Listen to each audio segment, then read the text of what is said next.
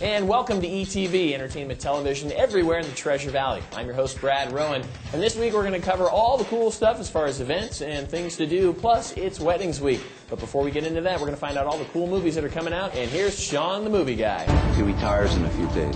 Shit. You're done. Pray for forgiveness. I don't want God's forgiveness.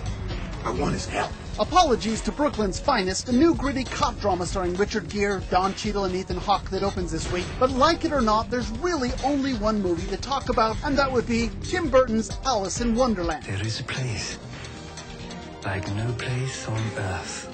Some say to survive it, you need to be as mad as a hatter, which luckily, I am. This time out, 19-year-old Alice goes back down the rabbit hole where she reunites with some old friends and learns that she's destined to topple the tyrannical Red Queen. Gone. The Red Queen has taken over all of Wonderland.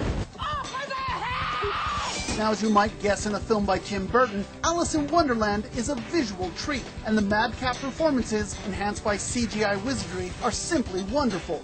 Johnny Depp as the Mad Hatter has another oddball masterpiece to add to his collection. It's a completely new story. It's Alice returning back to Wonderland. That being said, the film is superficial fun, over-reliant on visual effects while never really giving us flesh and blood characters, and it does turn into a standard action flick as it moves towards the finale. Still, for older kids looking for family fun, Alice in Wonderland is, well, wonderful. Stop that. And that's what's new at the movies this week. I'm Sean Brad, the Movie Guy for ETV. And Sean the Movie Guy joins us now.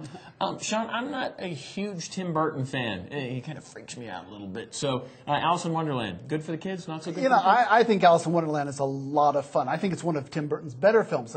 If you don't like him, then you probably won't like the visual excesses of this Alice. But I think visually it is quite stunning. I do think it sort of loses steam as it goes towards the end of the film. So, you know, story-wise, maybe not his best film, but visually just a whole lot of fun. Check this one out. So. Well, I also heard it's available in 3D. 3D, certainly, visual stuff. If you want to see that, 3D is a great way to go. Okay, might be a good one. All right, maybe I'll give him another chance on that.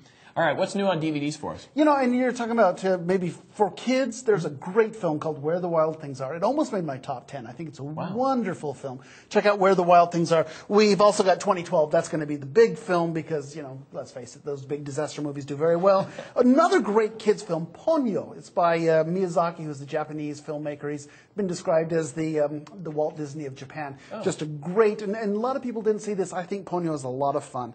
So some very good stuff. Hey, let's quickly move on to theater. We have Also Maine that's opening up this week over at the Boise Little Theater. Check that one out. This is its second week. It's only got one more after this. And over at Stagecoach Theater, they have a new play called Fiction. It's a drama about a couple of writers who open up their diaries and find that their lives are not an open book.